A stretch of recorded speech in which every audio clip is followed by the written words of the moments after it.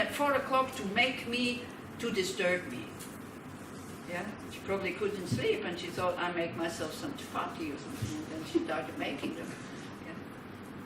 She probably wasn't even aware that I was doing retreat, because she was never, you could tell her whatever, she was not aware. Very, very self-concerned person. But she taught me patience.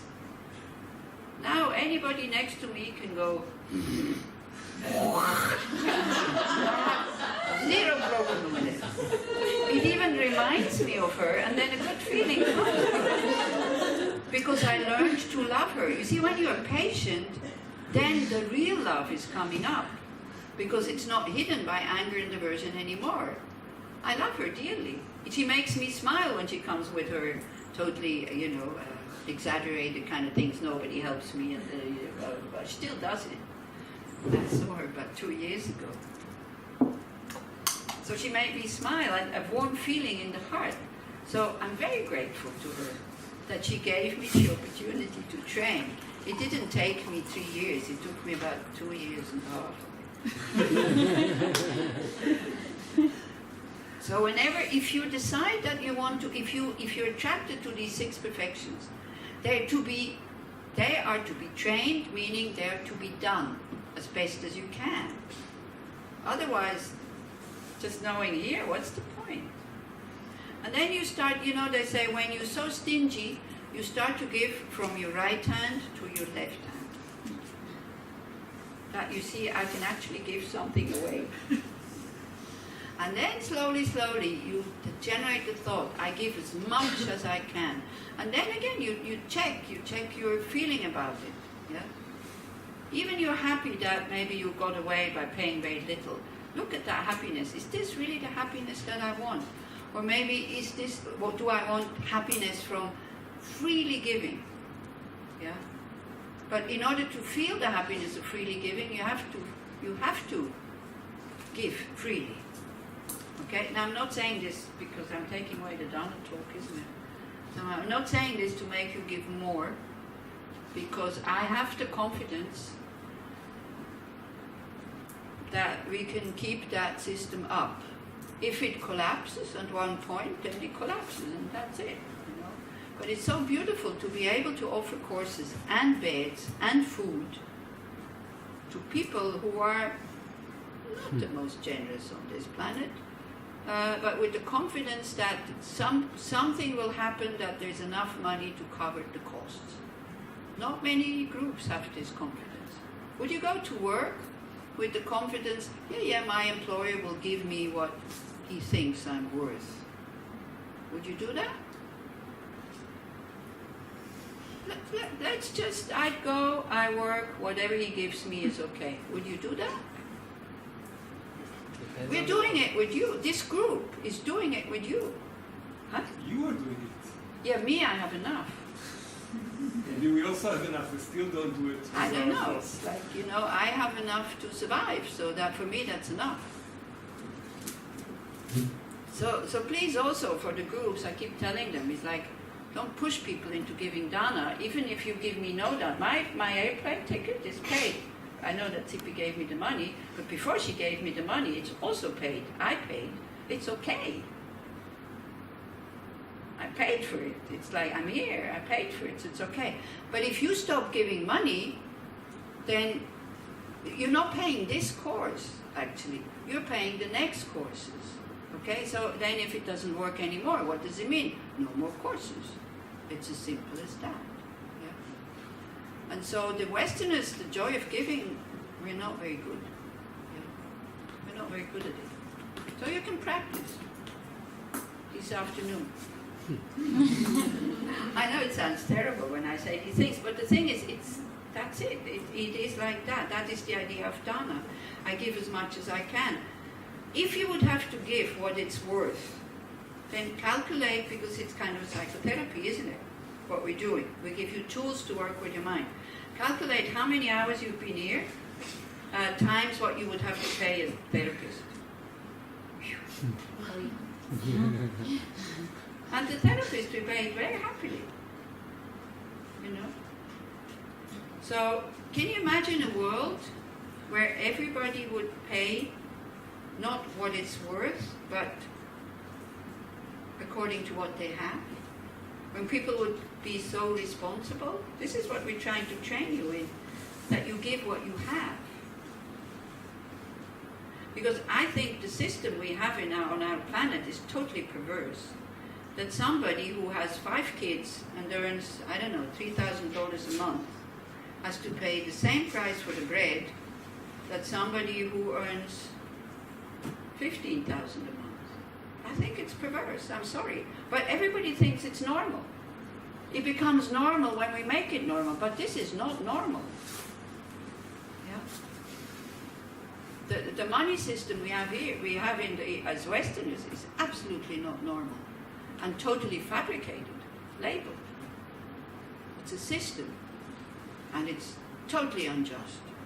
We should put expiry dates on the money, you know, like on eggs. If you don't spend it, it decays. It's not valid anymore. Then it would start to roll, and then people, also poor people, would benefit from it, because we might giving, instead of, you know, if I have something that decays, that's what we do with the food, isn't it? Before it decays and we know we can't eat it, we give it to somebody else who we think they need it. So if anybody's in a high position, government, economics, bring that idea. And I will not come and say, hey, but this is my idea. You know, I will be very happy if the idea gets kind of put into practice. Okay, another kind of patience is with the Dharma. Patience with the Dharma. Why? What does that mean?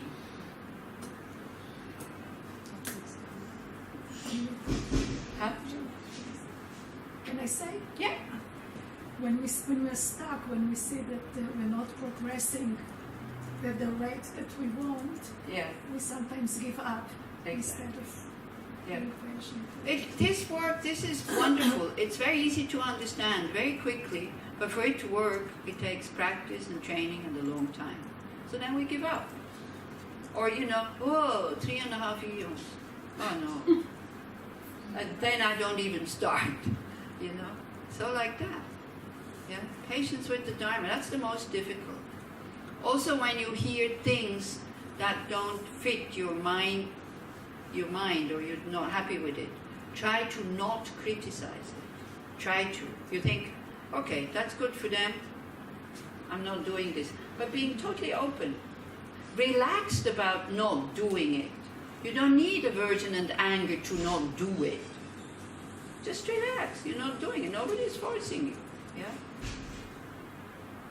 Because when you start criticizing certain points in spiritual practices, no matter from what spiritual practice, you create the karma to not having access anymore to complete spiritual practices. So not doing something that you feel, no, that's fine, but be careful that your mind doesn't cook up some kind of negative view I'm not doing it because. Just, I'm not doing this is enough. Totally relaxed. Yeah? And it's not just for spiritual practice. It's like if you're in a group and they do that, but you don't, try to feel okay about it. Because very quickly we feel excluded. But the exclusion comes from my side. It doesn't come from the group side. They don't even see that you are not doing what others are doing. You see, we have so much self-importance that everybody's watching what I'm doing. Everybody's judging what I'm doing. Everybody is just concerned about themselves. They're not interested in you. They're interested in themselves. So it doesn't matter what you wear. You know, people are interested about their own clothes. If you would ask me, do you remember what this and this person was wearing? Now that I'm looking at you, maybe yes, but otherwise, I don't care what you're wearing. As long as it's more or less respectful also. Especially when Tibetan Lamas come, by the way. When Tibetan Lamas come, it's good to cover your shoulders, and also that not having like shorts and stuff like that. Because again, it's part of their code, how you, because it's a bit like a synagogue here, you know. Then, I don't know how people go to the synagogue. Or a church. Yeah? something like that. If you want to, even as a visitor, if you want to go to the church, in Italy, they give you things to cover your shoulders. If I go to the Wailing Wall, they ask me to cover my shoulders, so I do it. It has nothing to do with me personally, it's to respect other people's views. Also, when you go to India, try not to, men more or less okay, but it's only workers who walk around like this, They have no respect for you when you come with singlets, especially as women. And sometimes the cooks in Root Institute, they came to ask me, could you please tell this woman to dress differently because we feel disturbed? It's a cultural thing, yeah? So for example, in India, you can show your belly as a woman because the blouse of your sari only goes to here. So inform yourself what is the custom, so that you give people a chance to respect you. And not, I want to wear whatever I want to wear. I have a right to wear whatever. Yeah, you have a right to wear whatever you want to wear, but then don't be surprised if people look at you in a kind of, if people don't respect you. Yeah. So if a Tibetan Lama comes, it would be good if men and women cover their shoulders, like, up to here. And no shorts, like it goes below the knees at least. Okay? For me, it's fine. I mean, it's okay. In general, this is mode of conduct. Yeah. I think at Tushita even they ask you to dress like this, isn't it? I can't remember. We used to ask people who participated in the courses not to come with too much skin exposed. And I know, here in the streets, absolutely no problem. So it depends, again, exposed shoulders, not exposed shoulders. It's not the exposed shoulder, it depends where you are. Okay, enthusiastic effort. Oh, we have to finish here. No, but we can continue this afternoon, isn't it? So enthusiastic effort needs to be there because otherwise your practice becomes boring. So this enthusiastic effort becomes, this is why it says here, armor-like. It becomes like an armor that protects you when things go not the way you want them to go. You still have when enthusiasm is there, you have so much energy. Look at kids. They play the whole afternoon, tirelessly. You say, food is ready. No, we're not hungry. This is how a bodhisattva practices. Wow, when is the meditation starting? Oh, it's already finished.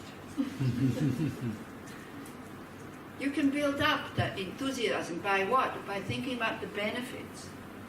You see, usually what I do with the people in Bern when we do shamatha, I start by telling them the benefits of having shamatha. Do you know what the benefits are of your mindfulness or awareness meditation? What are the benefits?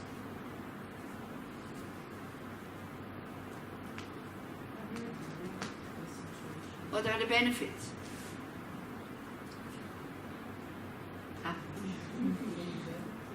It's a lot of benefits. Yeah, which ones? A lot is like totally meaningless. What? Like maybe free your mind, yourself from your thoughts. Yeah, for example. What else? To be more balanced then. When you're more balanced, you're more free. What else? That comes, but the freedom mind, that comes a little bit further down the line. Better concentration. Huh? The strength to cope with difficult situations. For example? Inner stability. Yeah. Patience. The first benefit is what? Clear mind. Stable, clear mind. To see Presence. our unethical behavior that we at the beginning thought it was totally okay. Have you ever noticed when you do long Vipassana retreats and memories come up? What kind of memories come up? Happy memories? No. No. Which ones? Where we made mistakes. Difficult. That we then didn't even see as mistakes. All of a sudden, that's the first thing. It shows us where we are standing. And then we can transform. Yeah? Then the free mind, that comes a bit later. Yeah, so you have good tools because then you're aware and the first that comes up, you catch it. And you can pause, as I said, you can use these things. You pause, you use thoughts in order to calm down. Then you go to the other side. How does the other person feel? And then you dissolve it into emptiness. If you try to dissolve your anger into emptiness without having made the step out of it, nothing will dissolve. It will just increase. Yeah? This is the thing, with awareness, you are able to make the step out, because then you are in your awareness and not in the meditation. And it helps us to become more ethical. That's what it's for. And then the bliss, the bliss and the free mind, this comes. Very happy feelings when you train constantly. And then the job is not to get attached to it. Have you ever had such moments of total openness in one of the retreats? Huh? No? Okay. Moment. Yeah, it's a very short moment, seconds. But it's very pleasant. And then what happens? Then you have a lot of enthusiastic effort and you can't wait for the next session. And then what happens? Nothing. Exactly. Boring. Huh? Boring. It's probably the worst session that you've had. Why? Because you're not in your awareness. You are waiting there for this moment to come, so that this time I will grasp it and I will hold it, and it will not come. And then you start to reproduce the thing. You go like, what did I eat that morning? Coffee or tea? Did I take a shower?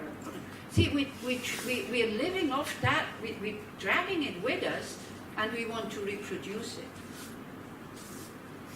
And then we miss the meditation. We forget what the meditation is all about.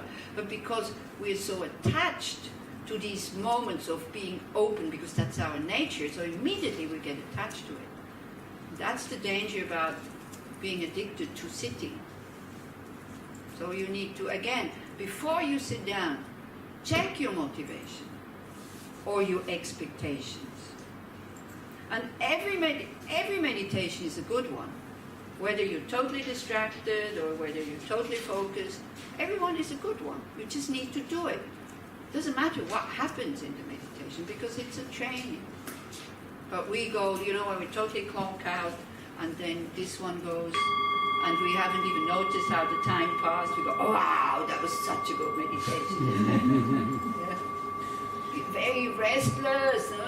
Then finally this comes. We're totally relieved, and we go like, wow, that was a bad meditation. Many more things happened in your restless meditation than in your clonked out meditation. Yeah? Because you purify negative karma. You purify moments of suffering by not reacting, by not creating more seeds. Now please don't make yourself suffer now on purpose in your meditation. Yeah? So whatever comes, you see, whatever comes serves as object to understand reality. Impermanence, not satisfying, and empty. That's what we need to understand in our meditation when these objects come. We explore them. They're impermanent, they're dynamic, they change. They're the nature of suffering, because the pleasant ones, I cling to them, and then I'm disappointed when they go, and if it's suffering, it's already suffering. But they have no self-existence. They're not solid. There's no essence. Just a kind of dynamic. So then also we have to have enthusiastic effort in accumulating virtue and in helping sentient beings, like not giving up, not wanting anything back. Just the obstacles, then we go to eat. The obstacles are laziness. Like laziness, just don't feel like it. Heaviness, yeah? Not seeing the benefit. Seeing the benefit gets rid of that laziness. But then also another obstacle is being too busy.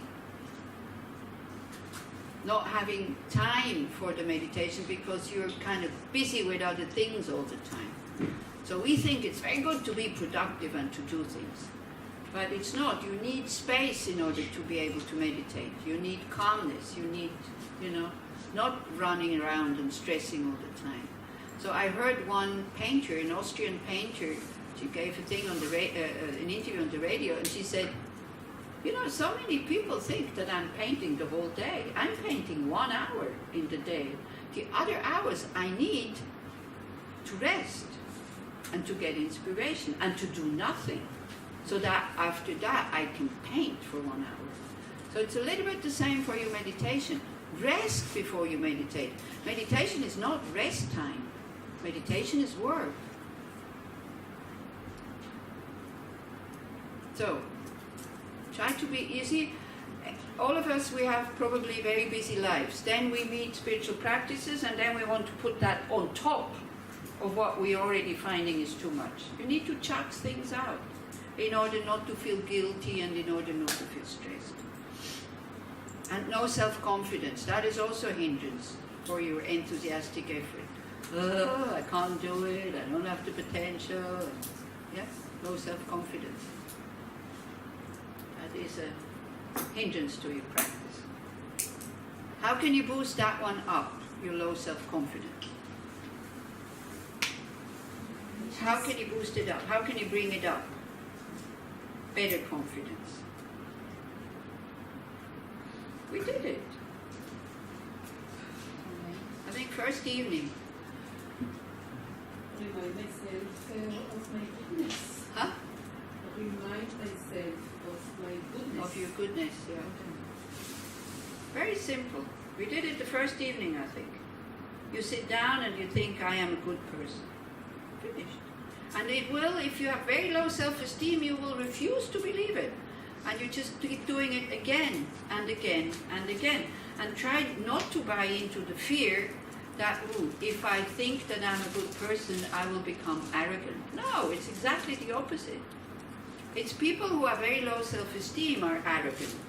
Like it comes as a dual pack.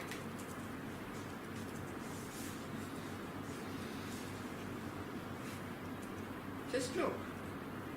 If you know somebody who is arrogant, if you know them closer, they have low self-esteem. That's why they're arrogant, because they need to cover it. If you're happy, you don't need to be arrogant about the whole thing. You're relaxed. And then also you don't have low self-esteem.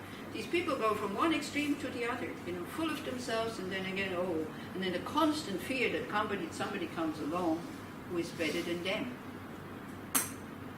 Okay, it's 12:10. Sorry for keeping you so long. Maybe we have 1 hour break until 1:10. Yeah, okay, so you have an hour break until 1:10. We will keep the... And meet here at 1:10. Yeah, we will keep the silence, so, eat, wash your dishes, and then you take a bit of a break, and then come back here. Okay?